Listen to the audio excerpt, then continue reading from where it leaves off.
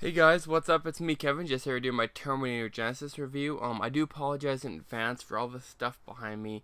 I've been doing some renovations on my place, and I'm having to rip down the walls and the ceiling and stuff. You probably don't want to know it all, but I just want to explain why that stuff was behind me, and where I usually am backed up all the way to the window with that blind down, like usually. But yeah, I just have to work with what I got. I do apologize also for the lighting if it's not enough lighting. Like I usually have lots of lights, so you can always see everything I'm saying or seeing. Well, that sounds weird to say that, but yeah, I'm making the lighting good enough for you to get. So yeah, getting on from that, Terminator Genysis. This film does not suck. I posted on my Google account that this film doesn't suck. I don't understand why critics hated it so much. I still liked it. It was something new and exciting. Like, I don't know, how do you explain this? Like, this is not a Michael Bay film. This is not a Transformers film. This is 10 times better than a Transformers film because this film actually has a storyline to it. Like, it is pretty much the same storyline that we've been introduced to through the last two original Terminator films. But this film does tie off that issue of how they deal with how you explain it, how they like destroy and defeat the machines and Skynet. Ultimately, we were teased, which the worst thing about this film is that there was an end credit scene, and I did not stay around to see it. I'm really not happy, but as I'm told that this end credit scene was a scene that would lead into something in the future for the franchise, which is good because this film basically by the end of it ties off the whole issue that they've had last two films, up until this point, about how Sarah Connor and John Connor deal with the machines and all that, and Kyle Reese and all that jimbo jumbo of how they've not been able to tie off the whole issue about how defeating Skynet. And by the end of this film, they, in all intensive purposes, they've defeated Skynet. There is some kind of machine threat, but that's pretty much beyond this film, because like honestly, not to give away spoilers, but they do drive away in the truck, and it's Kyle Reese, Mr. Schwarzenegger, and Sarah Connor. And being in this film, John Connor ends up being the bad guy. Spoiler. Something happens at the very beginning. A machine changes him, sends him back to a certain time. I'm not gonna say everything because it's simply the whole timeline thing. It makes my head go crazy. But I did very much enjoy the film though. But essentially, John Connor gets warped by a machine, and he gets changed into a different kind of machine. That's not man, it's not machine, it's both kind of thing. It's something really different that we have not been introduced to. We've been kind of introduced to like a hybrid, obviously in Terminator Salvation, but that film is not in any way connected to this film or the previous two films, original two films. So don't ever look at the Salvation to skip it over. Just like for me, Jurassic Park, I skip over Jurassic Park 3, though there are some timbits in Jurassic World, such as the Spinosaurus skeleton that's destroyed by the T-Rex, but not getting off traffic. I'm just getting off there, whatever. But there are no, like, the only connection was really the whole idea of a hybrid between a human and a machine in this film, which still the hybrid human machine, whatever you want to call it, is totally different than the one in Salvation. So you can totally skip over that film and watch this one. But yeah, this film was really great. I liked a lot of it. I loved how they still brought some original themes back about the films, but they still bring in new elements, similar to Jurassic World, where they still keep some old elements by still using new elements into the franchise, such as obviously bringing Arnold Schwarzenegger back. Spoiler: I don't understand how, like, they're saying how his character of the Terminator was able to be in the same timeline as Sarah Connor. Cause obviously in the original Terminator, Sarah Connor was almost killed at birth, I believe. But there was no timeline where the Terminator came back to save her or whatever.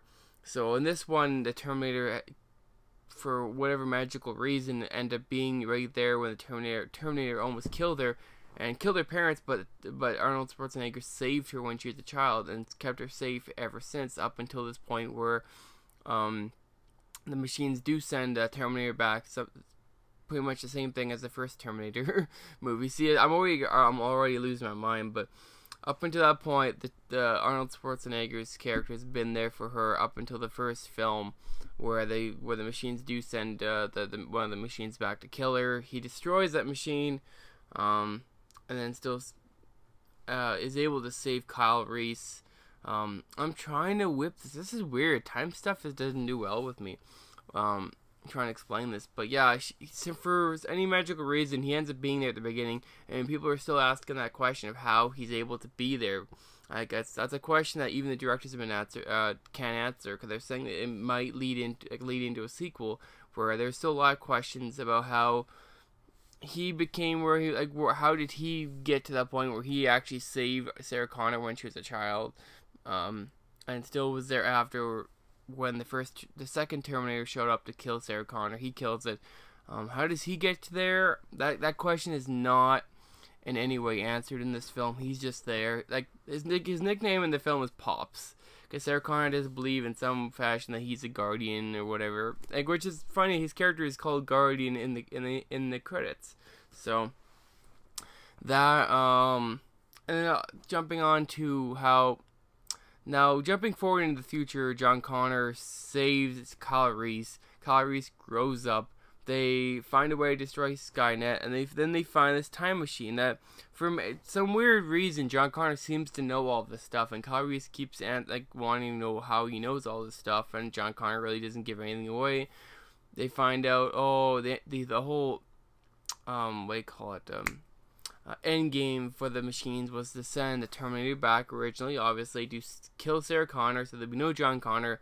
But yeah, and then John Connor ends up using the same machine to send one of his guys back, which would be Kyle Reese, back to save Sarah Connor. But that's at the same time with the first film, which means he ends up instead of saving Sarah Connor saves him, and then Mr. Schwarzenegger is there to save Kyle Reese also, and then the timeline has totally been shifted in some weird, crazy way. But yeah, and that's pretty much the new streamline of that film, was that from the original, the Arnold Schwarzenegger's Terminator was never there to save her, but in this timeline he was. So I think they're totally rebooting it, where they still recognize those original films, but he ends up getting sent to a timeline where Terminator got sent back to save Sarah Connor. He destroys the original Terminator that shows Terminator that shows up, and then he's just there. It's a whole new timeline. So it's almost an X-Men Days of Future Past concept. I already said that on my Google account, that it was kind of a concept of how they could easily tie off all the loose ends in one film and they'd be able to move forward into something new rather than having to use the same storyline concept every time, like a Terminator being sent in time to kill Sarah Connor. But in this movie, they end up winning as Skynet is destroyed, but it was set in the future where John Connor, right at the moment with Kyle Reese, I'm trying to get this right, I do apologize. Kyle Reese was sent in time, a machine changed him, killed all the men in the time machine room. But that one machine, right after Kyle Reese was sent back, that machine changes John Connor, changes him into something human, hybrid, whatever you want to call it, and then sends him to 2017, and then for some reason, I don't know how, that question is also not answered in this film. He sent to 2017, which in this new timeline, 2017 is really the original date that Skynet goes online, rather than 1997 like in the original film. So yeah, it's kind of streamlined how the original, it just kind of gets shot off, where it's jumping off point, but then for some reason, Kyle Reese, all this stuff changes, and so instead of how do you put it? Instead of Skynet becoming alert in 1997, it ends up happening in 2017 after this program in the future that's run by John Connor, which is still the machine. Like I said, he gets sent back to 2017, sent forward to 2017. He creates a company it's not similar to Apple. He creates technology stuff, but he also creates something that they call Genysis, which is actually kind of the Trojan horse of Skynet. which, they have a timer on all the screens saying, oh, Genesis will come online and we'll all be connected, which it ends up being Skynet. So, yeah, it is a really mind-whipping thing. I hope I got everything, most of it, at least up until that point.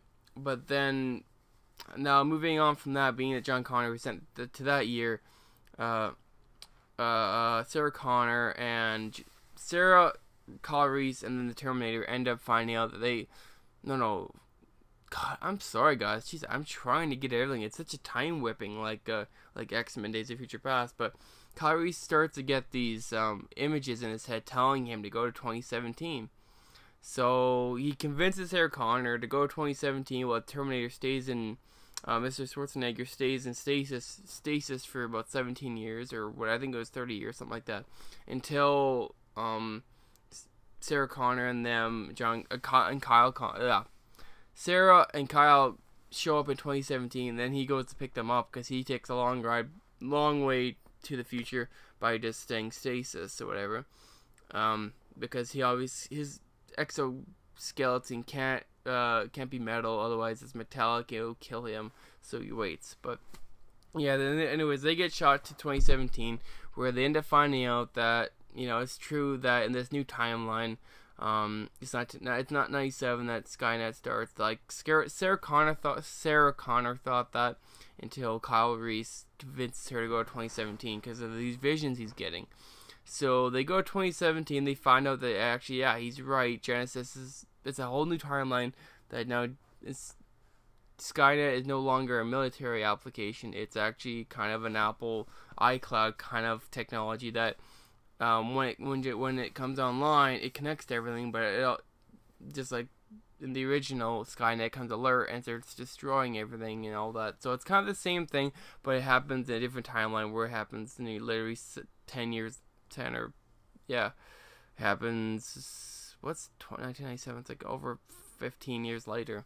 So I'm sorry guys, I'm trying to get this all right, but it is a big, like I said, big time whipping on the mind to get that. But yeah, eventually they do find John Connor and they think he's human because he gets sent to the future, but actually no, he's a machine and he was there to safeguard Genesis / Skynet. So after a bunch of fighting and stuff like that, they defeat Genesis, and then they eventually, including Arnold Schwarzenegger's character, Kyle Reese, and then Sarah Connor, they all drive away into the sunset after they've destroyed Skynet before it was able to take full control of the country and the world and all that. So yeah, I'm pretty much going to say that. That's probably the simplest way of explaining it. That happens, but it is really cool. John Connor ends up being a bad guy in this film. It's really something different, and even like you may or may not see him in the future. But the future, it's weird to say that, but in the sequel, because I know Alan Taylor, which is the director of Thor: The Dark World, he directed this film. So yeah, this film doesn't suck. Like I enjoyed it. I did genuinely enjoy this. I know when I was sitting in the theater that a lot of people were laughing. There were a lot of funny jokes, like "I'll be back." Arnold Schwarzenegger says. He says in some of these scenes, or he's very comedic. He's very humorous. He's using the Terminator character to be very humorous, and if you go watch it, you'll get what I'm saying. But it is something different. I do implore you to go see it. So, yeah, this film, yes, there are some issues. I just kind of lined off like I do like the humor. I do like the direction. I do like the new kind of future they're going for. A new, brand new, something different because they've played on the same concept story for so long. But yeah, it's really something different. Yeah, it's I do like it. Sorry guys, give me 1 second. I'm pretty much using my Wii for light right now, and it keeps wanting to turn on to something different. So I do apologize for that, but yeah. This film is, I like it, it's not awesome, but it's still good, and it was a good way to tie off the whole issue that they were having previous films, and up to this point, it's about dealing with the machines, where at the end of this film, they drive away in a Ford pickup truck together.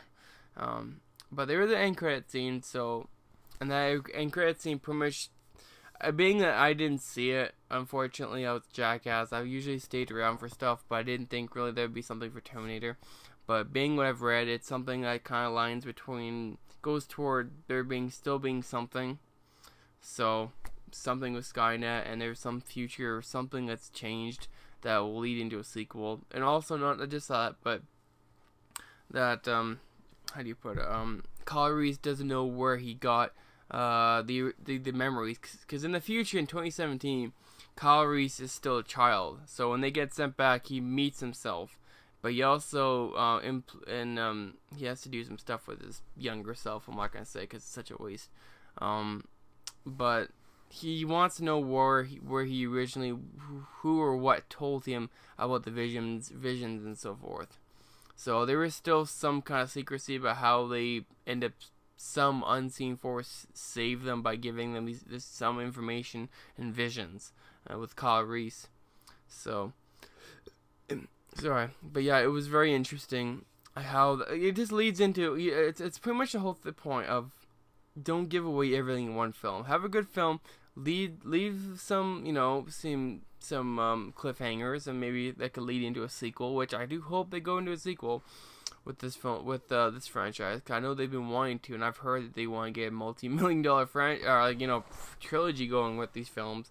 So, and now that they've tied off a good 89% of the I mean, I'll go 80% of the loose ends in this film, and the whole story, that they can move forward into something different, exciting, and awesome with Terminator Genysis, which I'm hoping they'll call it Terminator something else and not Genysis 2 or something like that. It'd be kind of cheesy, personally. But I think that's it for me, guys.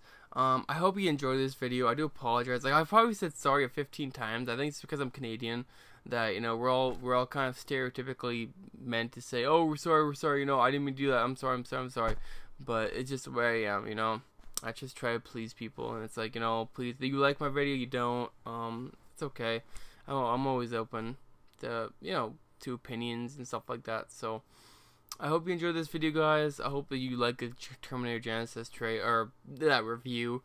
I do, if I had to give this film maybe a 1 to 10 rating, I would still give it around a 6.5 to 7. It was still a good tie-off film, because this franchise has been needing a tie-off film, and being able to lead into something different and not the same, which I think has been tiring on a lot of fans. Not being able to tie off about the whole issue of how they end up defeating the machines in the future and in the past and all that stuff. So yeah, I think that's it for me, guys. I think it's the second time I've said that. Goodness, but I do have some awesome stuff I want to tell you guys. I'll make it my next video. I'm also going, if you haven't seen my Google account, please search Kevin Felix. I have an awesome poster, Ant-Man the cast sign poster, that I was able to get from eBay, that, it's stamped by Marvel. I collect all these posters. I have so many, like goodness sakes, and I've got Ant-Man now, and now I'm kind of broke, unfortunately, but yeah, I just wish the Canadian dollar was doing much better than it is, but it's not. And then Fantastic Four will be August 7th. Can't wait to see that. Fantastic Four looks really good. I admit that. Josh Trank, I believe, is the director. He's also poised to do Star Wars, which he didn't do for some whatever personal, emotional reason, whatever it was. But this film still looks really good. So yeah, I'm not gonna lean into that too much, because I try to make his videos quite reasonable, like under 20 minutes. But yeah, I'll probably make another video in a little bit about what I think about Fantastic Four and Spectra. I talk about that. Spectra. There's a few other films I'm really looking forward to seeing, and also Batman v Superman, which I know a lot of people are going to San Diego Comic-Con, which obviously I wish I could go, but I can't. So yeah, we'll be talking further about this stuff in my future videos. Whenever I'm not doing reviews, I'll do talk videos about certain stuff, which I'll obviously let you know if you follow me on Google or on YouTube at Kevin Felix Film Junkie. So yeah, that's it, guys. I'll talk to you later. Peace out.